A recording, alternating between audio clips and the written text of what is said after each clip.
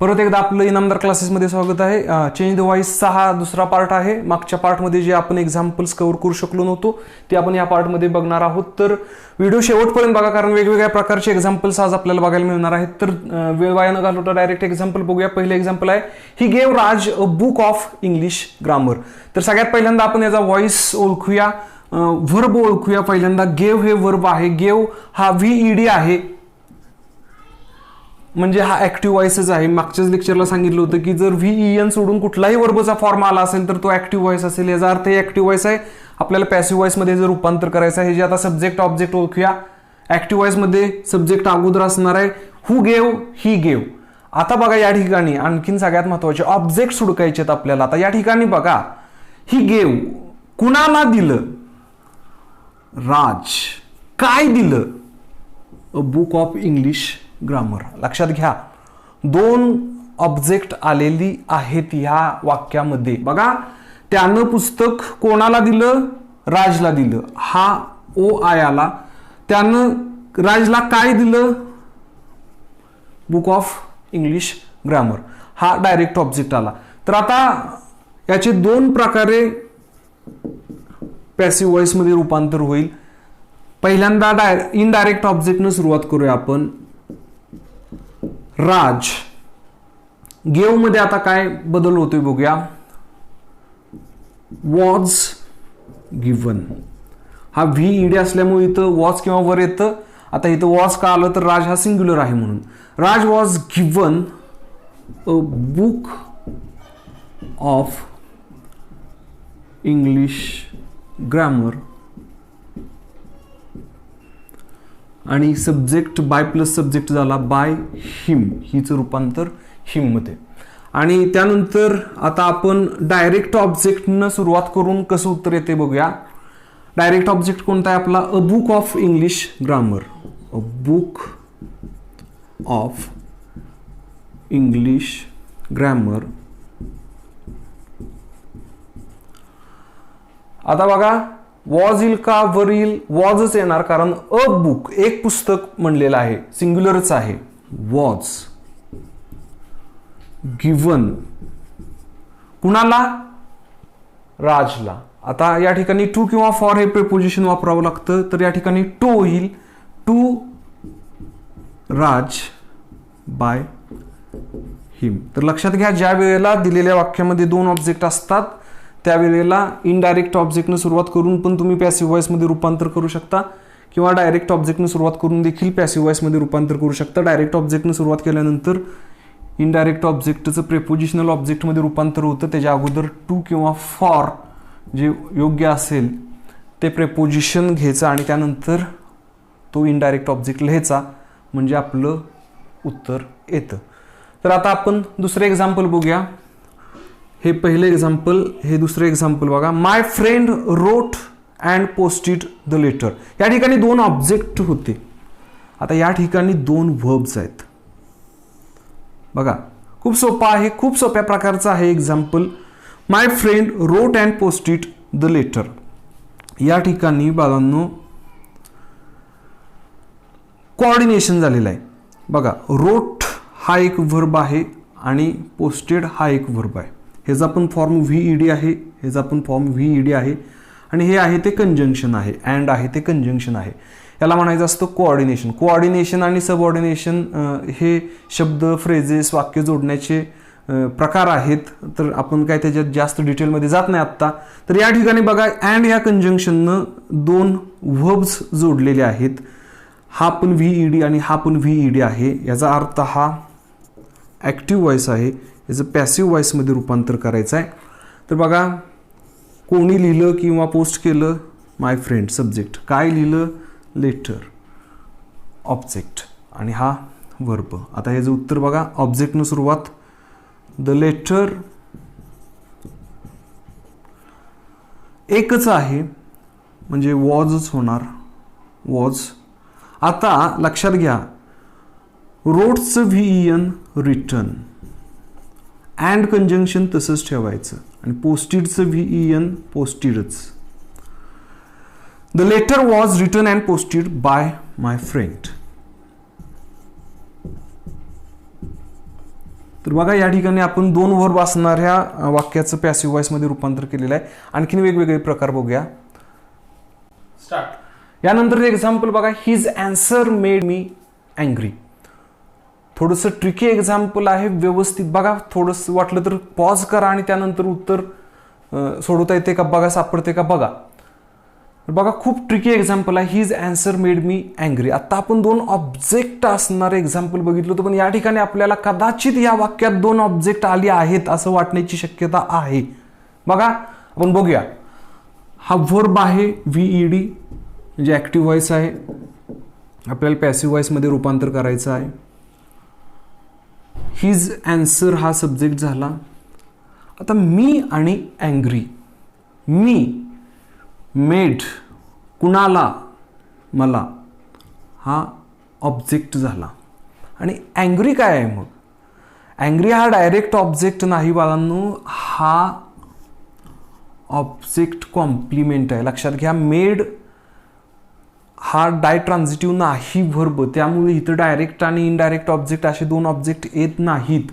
हा अँग्री आहे तो या मी बद्दल एक्स्ट्रा माहिती सांगतोय. कॉम्प्लिमेंट हा एक्स्ट्रा माहिती देण्याचं काम करत असतो. मग कॉम्प्लिमेंटचे देखील 2 प्रकार येतात, सब्जेक्ट कॉम्प्लिमेंट आणि ऑब्जेक्ट कॉम्प्लिमेंट. जर तो सब्जेक्ट बद्दल एक्स्ट्रा माहिती देत असेल तर त्याला आपण सब्जेक्ट कॉम्प्लिमेंट म्हणतो. उदाहरणार्थ, ही इज अ डॉक्टर किंवा Ramesh is a doctor. Ramesh कोण आहे? डॉक्टर आहे. तर रमेश बद्दल एक्स्ट्रा माहिती दिली त्या डॉक्टरनं, म्हणून डॉक्टर हा कॉम्प्लिमेंट झाला. आणि रमेश त्या वाक्याचा सब्जेक्ट आहे म्हणून तो सब्जेक्ट कॉम्प्लिमेंट झाला. आणि जर कॉम्प्लिमेंट ऑब्जेक्ट बद्दल एक्स्ट्रा माहिती देत असेल तर तो ऑब्जेक्ट कॉम्प्लिमेंट असतो. तर या ठिकाणी मी हा ऑब्जेक्ट आहे, त्याच्याबद्दल अँग्री हा एक्स्ट्रा माहिती देतोय आणि म्हणून ऑब्जेक्ट बद्दल एक्स्ट्रा माहिती देतोय, म्हणून हा झाला ऑब्जेक्ट कॉम्प्लिमेंट. कॉम्प्लिमेंट काय कसा असतो डिटेलमध्ये आपण नाही जात आता आपण या ठिकाणी, पण एवढं लक्षात ठेवा की मी हा ऑब्जेक्ट आहे आणि अँग्री हा ऑब्जेक्ट कॉम्प्लिमेंट आहे. त्यामुळं आपण अँग्रीनं सुरुवात करू शकणार नाही पॅसिव्हची. एकच ऑब्जेक्ट आहे या ठिकाणी आणि त्यामुळे याचं एकच उत्तर येणार आहे. मी ज्या वेळेला सब्जेक्ट म्हणून येईल त्यावेळेला त्याचं रूपांतर आय मध्ये होईल. हा ऑब्जेक्ट असल्यामुळं हा ऑब्जेक्ट केसमध्ये आहे. लक्षात घ्या, सब्जेक्ट केस ऑब्जेक्ट केस प्रोनाउन्सच्या ज्या वेळेला प्रोनाउन सब्जेक्ट म्हणून वापरला जातो त्यावेळेला तो सब्जेक्ट केसमध्ये असतो आणि ज्यावेळेला तो ऑब्जेक्ट म्हणून वापरला जातो त्यावेळेला तो ऑब्जेक्ट केसमध्ये असतो. या ठिकाणी ऑब्जेक्ट असल्यामुळे तो मी आहे. ज्यावेळेला तो सब्जेक्ट म्हणून घ्यावा लागेल त्यावेळेला त्या मीचं रूपांतर आय मध्ये होईल, कारण त्याची सब्जेक्ट केस आय आहे. आय वॉज किंवा वर पैकी वॉज येणार. I was made angry. आपण कॉम्प्लिमेंट घ्यायचं त्यानंतर आणि त्यानंतर हा बाय हिज अँसर. लक्षात घ्या, अँग्री हा ऑब्जेक्ट कॉम्प्लिमेंट आहे, डायरेक्ट ऑब्जेक्ट नाही, त्यामुळे एकच उत्तर होणार आहे याचं. नंतरचं एक्झाम्पल बघा, he was sentenced to the death. बघा, ही वॉज सेंटेन्स्ड, ही वर्ब फ्रेज आहे आपली.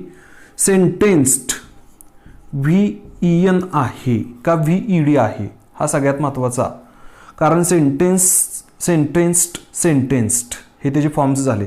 मग हा सेंटेन्स्ड VED आहे का VEN आहे? How to determine?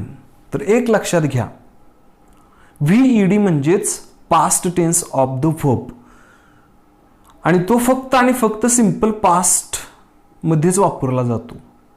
मग हा सिंपल पास्ट मध्ये वापरला जातो तर याचा अर्थ त्याच्या पुढं ऑक्झिलरी नसणार आहे. उदाहरणार्थ, I gave him a book.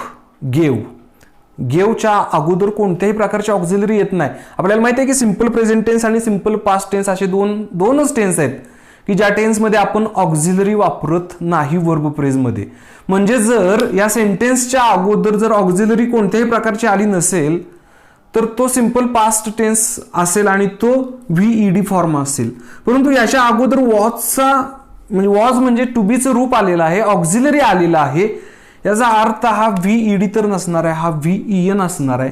आणि हा वॉज म्हणजेच टू बी, म्हणजेच या ठिकाणी आपल्याला टू बी प्लस VEN आलेला आहे वर्ब फ्रेजमध्ये. शेवटचे 2 एलिमेंट, 2च एलिमेंट्स आहेत, 2 एलिमेंट्स आहेत आणि ते पण कुठल्या फॉर्ममध्ये? बी प्लस VEN, म्हणजे हा आहे पॅसिव्ह व्हॉइस. याचं रूपांतर करायचं आहे आपल्याला ऍक्टिव्ह व्हॉइसमध्ये. आता हा सब्जेक्ट आहे पॅसिव्हचा, म्हणजेच आपला ऍक्टिव्हचा हा काय असणार आहे? ऑब्जेक्ट असणार आहे. मग ऍक्टिव्हचा सब्जेक्ट या ठिकाणी जो होता बाय प्लस सब्जेक्ट तो या ठिकाणी ओमिट केलेला आहे. मग आता ओमिट केलेला आहे सब्जेक्ट पॅसिव्हमध्ये, परंतु ऍक्टिव्हमध्ये तर आपल्याला तो घ्यावा लागणार आहे, कारण सब्जेक्टच नसेल तर आपण वाक्य सुरुवात कशाने करणार.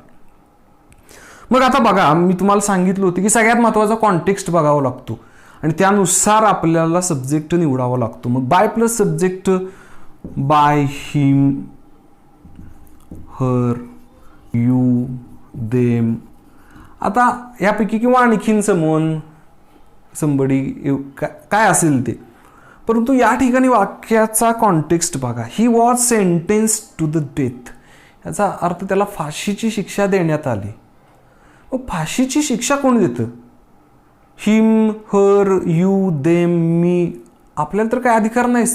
शिक्षा फाशीची देण्याचा अधिकार कोण आहे? कोर्ट, जज देणार ना शिक्षा. मग जज म्हणजेच कोण? The bench. बेंच म्हणजेच जज किंवा जजेस. 3 जजेसची बेंच असते, 5 जजेसची बेंच असते. म्हणजे आपल्याला ॲप्रोप्रिएट सब्जेक्ट हा नसेल या ठिकाणी, यातला कोणताच नसेल, तर ॲप्रोप्रिएट सब्जेक्ट द बेंच असेल किंवा द जज असेल, कारण त्यांनाच ती शिक्षा देण्याचा अधिकार आहे. म्हणजे आपला बाय प्लस सब्जेक्ट हा झाला जो वगळला होता आपला. म्हणजे आपल्याला द बेंच न वाक्याची सुरुवात करावी लागेल. द बेंच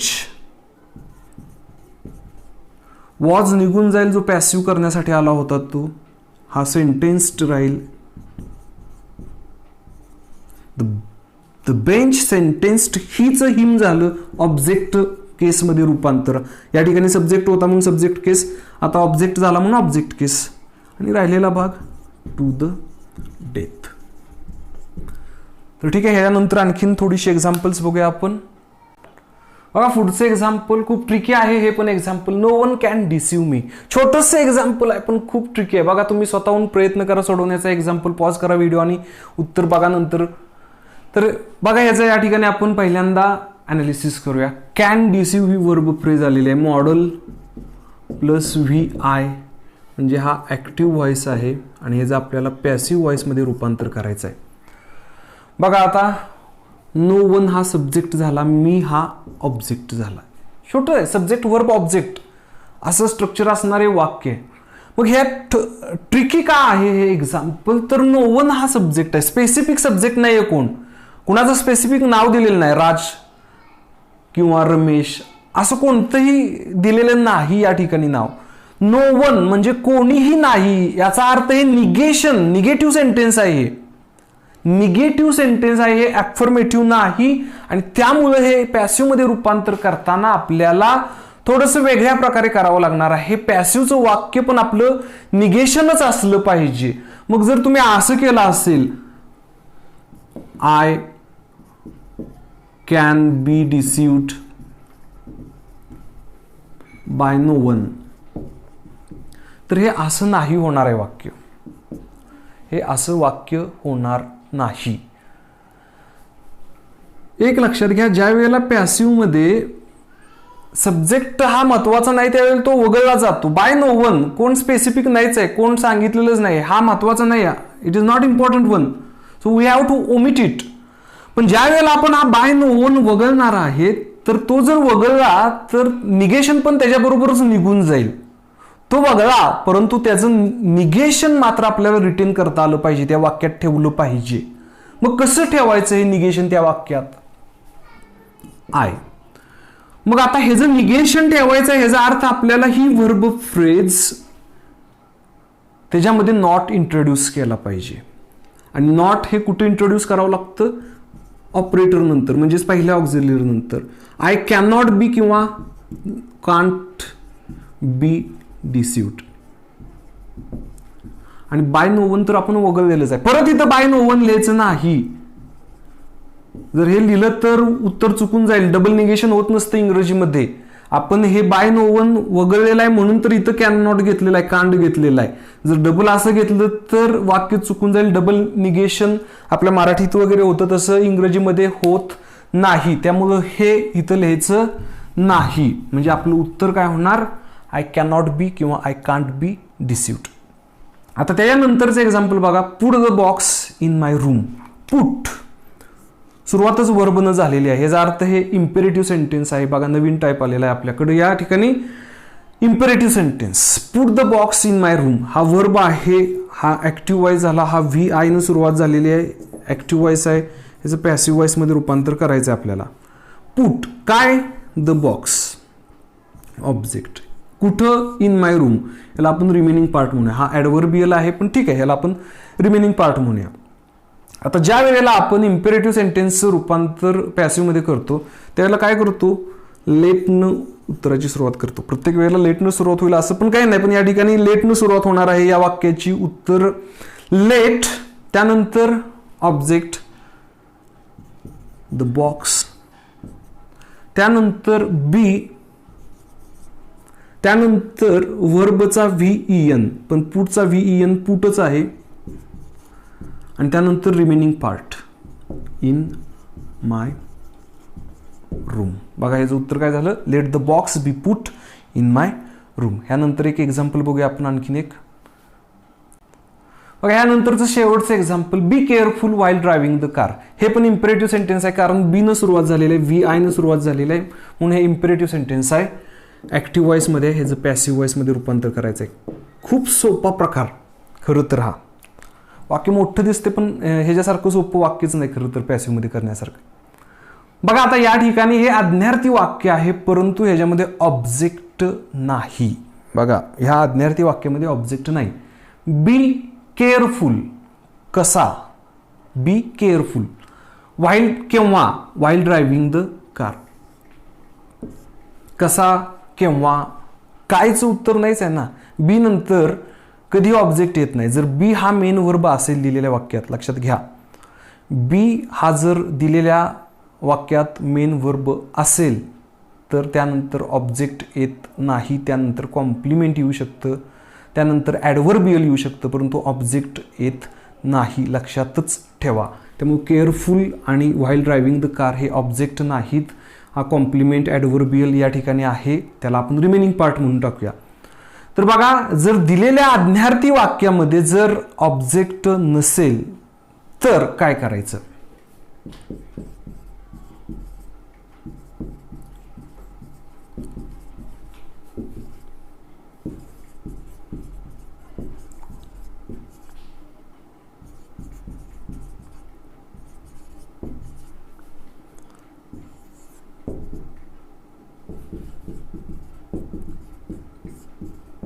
इतकं सोपं आहे याचा फॉर्म्युला. ह्याच्यापैकी कोणता तरी एक, नाहीतर तिन्ही पण वापराल किंवा आणखीन कुठला पण येऊ शकतो. वाक्याच्या अर्थानुसार तिथं सजेशन आहे, रिक्वेस्ट आहे, ऑर्डर आहे की आणखीन काय आहे, ह्याच्यानुसार हे लिहायचं. यू आर सजेस्टेड टू किंवा यू आर रिक्वेस्टेड टू किंवा यू आर ऑर्डर टू आणि प्लस दिलेले वाक्य. म्हणजे ह्याचं उत्तर कसं होईल. आता या ठिकाणी आपल्याला तर सजेशन वाटतं. या ठिकाणी यू आर सजेस्टेड टू दिलेले वाक्य, be careful while driving the car. हे इतकं सोपं वाक्य आहे, फक्त हे अगोदर लिहायचं. तर ठीक आहे, या ठिकाणी आपण थांबूया. आपल्याला जर व्हिडिओ आवडला असेल तर नक्की लाईक करा, शेअर करा आणि माझ्या चॅनलला सबस्क्राईब पण करा. थँक्यू.